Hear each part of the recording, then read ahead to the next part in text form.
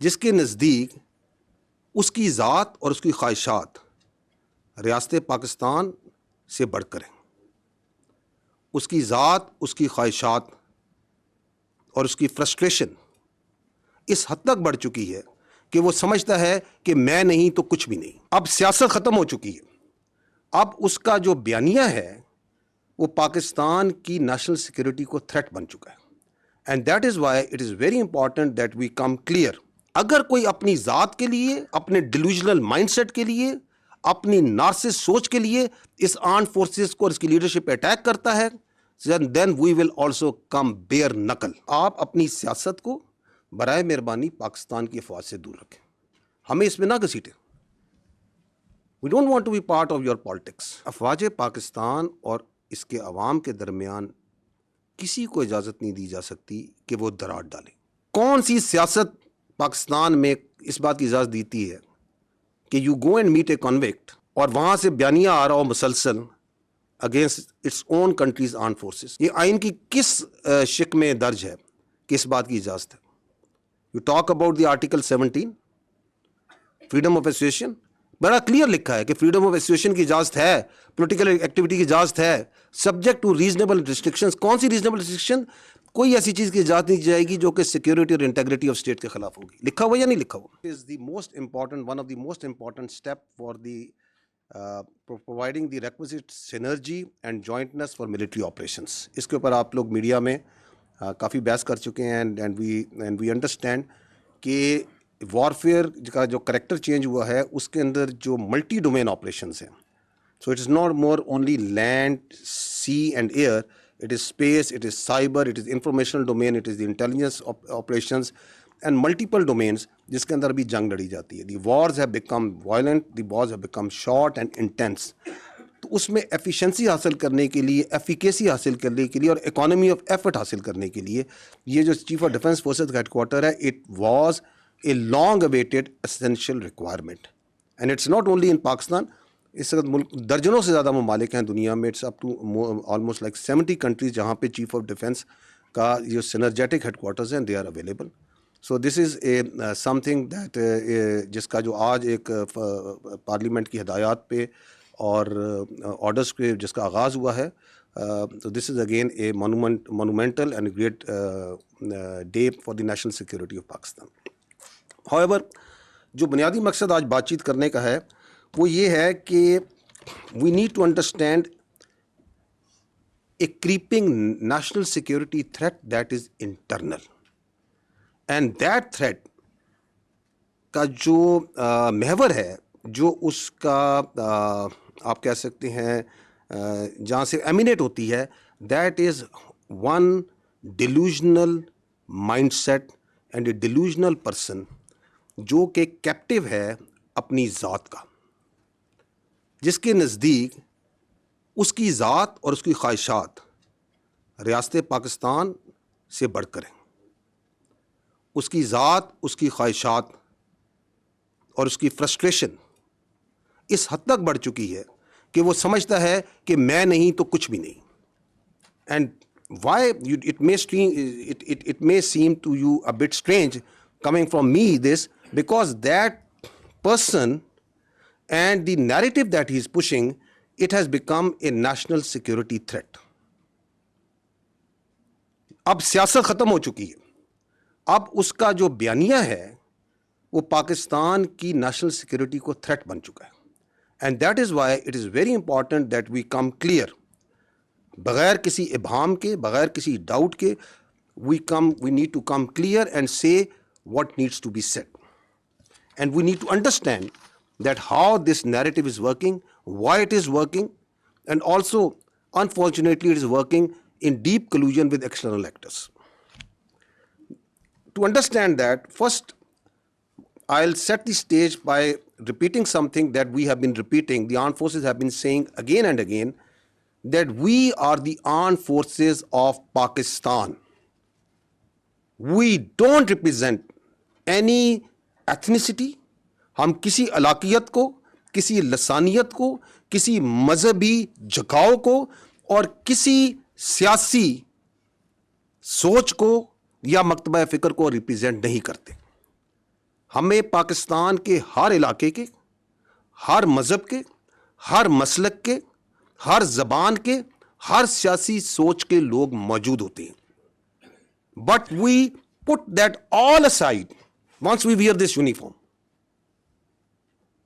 That is our pride, that is our honor. We strive, we die on daily basis, not for some zaban, some alaka, some siyasi soch. We strive and die on daily basis for the people of Pakistan, for the integrity of Pakistan. And that we say very clearly. And we also don't come from the elite of Pakistan. We come from the middle classes, lower middle classes, the poor classes. We don't strive, we are not pursuing the agenda of ہم کسی کے political actor کا، کسی class کا، کسی elitism کا agenda لے کے نہیں چلتے. This is your armed forces. We are absolutely clear of the character of the armed forces of Pakistan, starting from soldier up to its field marshal. This is the way we are, this is the way we will. اگر کوئی اپنی ذات کے لیے، اپنے delusional mindset کے لیے، اپنی نارسس سوچ کے لیے اس آرمڈ فورسز کو اور اس کی لیڈرشپ پہ اٹیک کرتا ہے, then we will also come bare knuckle. There should be no doubt on that. اور that's why we request again and again کہ آپ کی سیاست ہوگی. ہم رسپیکٹ کرتے ہیں تمام سیاسی پارٹیز کو, تمام سیاسی شخصیات کو, لیکن آپ اپنی سیاست کو برائے مہربانی پاکستان کی افواج سے دور رکھیں. ہمیں اس میں نہ گھسیٹیں. We don't want to be part of your politics. آپ اپنی سیاست خود کریں, جو کرنا ہے کریں, لیکن اس فوج کو اس سے دور رکھیں. اس لیے ہمیں کچھ چیزیں بڑی کمیونیکیٹ کلیئرلی کرنے کی ضرورت ہے. پہلی بات تو یہ ہے کہ افواج پاکستان اور اس کے عوام کے درمیان کسی کو اجازت نہیں دی جا سکتی کہ وہ درار ڈالیں. Why? Because this is your only armed forces that you have. You don't have a choice. This country doesn't have any other armed forces. یہ آپ کی افواج کسی کو, یا اس فوج کے بارے میں کسی کو رائے ہو سکتی ہے, کسی کے بارے میں کوئی observation ہو سکتی ہے, and if that is a constructive observation, constructive criticism, you are more than most welcome. But that doesn't allow you کہ آپ پاکستان کے عوام کو پاکستان کی افواج کے خلاف بھڑکائیں اور ان کے درمیان گیپ ڈالنے کی کوشش کریں, کیونکہ یہی آپ کی ایک فوج ہے. یہی فوج ہے جو کہ ہندوستان کی جو ہندتوا وہاں سوچ ہے, جو ان کی ہیجومینک ڈیزائنز ہیں, اس کے اور پاکستان کے عوام کے درمیان یہی فوج ہے جو ڈھال کے طور پہ کھڑی ہے. یہی فوج ہے جو کہ خوارجوں کے, خوارجین کے اور دہشت گردوں کے, اور جو افغانستان سے بیس آف آپریشن کو استعمال کر کے ہندوستان آپ پہ فتنہ الخوارج, فتنہ ہندوستان اور دہشت گردی ہے, اس کے اور عوام کے درمیان کون سی فوج کھڑی ہے؟ یہی فوج کھڑی ہے. And we also know for a fact کہ ہر ملک میں ایک فوج ہوتی ہے. مشہور جملہ ہے نا, there will always be an army in a country, if it's not yours it will be of your enemy. یہی کہا جاتا ہے نا. تو جو اس اپنی فوج کے اوپر حملہ کرتا ہے, اس کی لیڈرشپ پہ حملہ کرتا ہے, تو وہ کیا کسی اور کی فوج کے لیے اسپیس کریٹ کرنا چاہ رہا ہے؟ What's his design? Why is he trying to do that? So ہمیں بھی کلیئر ہے, پاکستان کے عوام کو بھی کلیئر ہے کہ یہ نہیں ہو سکتا. Because they understand, we understand, yes you can fool some of the people all the time. You may also fool all of the people some of the time, but you can never fool all the people all the time. So that's where we stand now. اس شخص سے جب کوئی ملتا ہے تو آئین, قانون اور رولز کو بالائے طاق رکھ کے he plays the narrative against the state of Pakistan and especially the armed forces of Pakistan and its leadership. آپ مجھے بتائیں یہ کون سے آئین, قانون اور رولز میں اس بات کی اجازت دی جا سکتی ہے؟ کون سی سیاست پاکستان میں اس بات کی اجازت دیتی ہے کہ you go and meet a convict اور وہاں سے بیانیہ آ رہا ہو مسلسل against its own countries armed forces? یہ آئین کی کس شق میں درج ہے کہ اس بات کی اجازت ہے؟ You talk about the article 17, freedom of association. بڑا کلیئر لکھا ہے کہ فریڈم آف ایسوسیشن کی اجازت ہے, پولیٹیکل ایکٹیویٹی کی اجازت ہے, سبجیکٹ ٹو ریزنیبل ریسٹرکشنز. کون سی ریزنیبل ریسٹرکشن؟ کوئی ایسی چیز کی اجازت نہیں دی جائے گی جو کہ سیکیورٹی اور انٹیگریٹی آف اسٹیٹ کے خلاف ہوگی. لکھا ہوا یا نہیں لکھا ہوا؟ آرٹیکل 19 کہتا ہے کہ فریڈم آف ایکسپریشن کی اجازت ہے, بالکل ہے, لیکن ایسی فریڈم آف ایکسپریشن کی اجازت نہیں دی جا سکتی جو کہ سیکیورٹی, انٹیگریٹی اور ڈیفنس آف پاکستان کے خلاف ہو. لکھا ہوا یا نہیں لکھا ہوا؟ تو یہ کون سا قانون ہے, کون سا آئین ہے, کون سے رولز ہیں جس کے تحت آپ ایک کنوکٹ سے ملتے ہیں اور وہ پاکستان کی فوج کی اس کی لیڈرشپ کے خلاف بیانیہ بنائے؟ ہماری سمجھ سے یہ بالاتر ہے. اور کس فوج کے خلاف بیانیہ بنا رہا ہے اور کس پیٹرن میں بیانیہ بنا رہا ہے؟ کہ پہلے بیانیہ بناتا ہے یہیں سے بیٹھ کے کہ ریمیٹنسز بند کر دیں پاکستان کی تاکہ پاکستان ڈیفالٹ کر جائے. آئی ایم ایف کو لیٹر لکھیں کہ پاکستان کے ساتھ کوئی معاہدہ نہ کریں تاکہ پاکستان ڈیفالٹ کر جائے. سول ڈس اوبیڈینس کریں, بجلی کے بل نہ دیں تاکہ پاکستان میں انتشار پھیلے.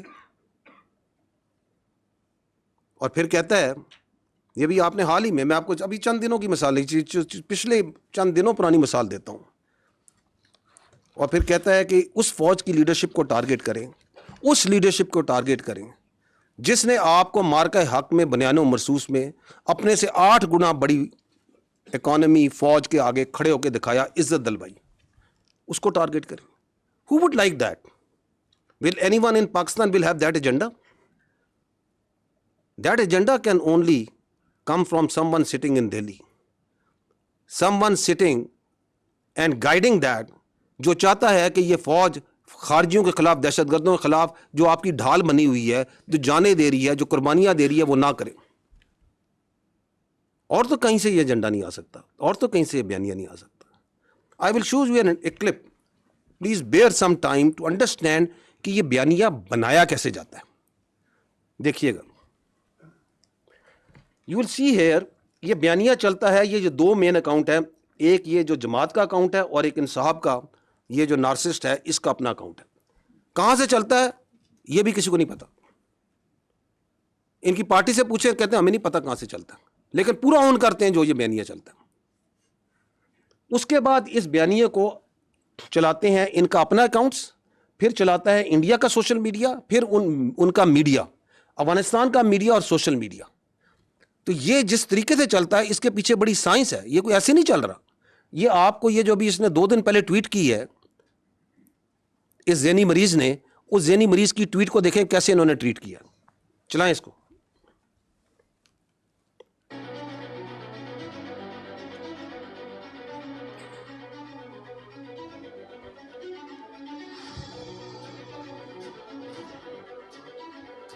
یہ آپ کی ٹویٹ ہو رہی ہے.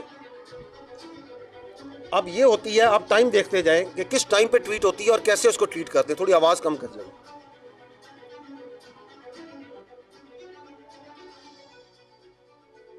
پھر یہ اس کے اکاؤنٹس آتے ہیں باری باری, ایک ترتیب اور تواتر کے ساتھ یہ کام چلتا ہے.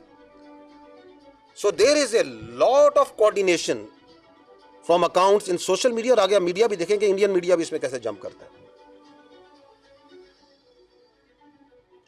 اس کے ساتھ ساتھ ان کے ریجنل اکاؤنٹ, کوئی ادھر کا, کوئی باہر کا, کوئی UK کا, وہ سارے شامل ہو جاتے ہیں.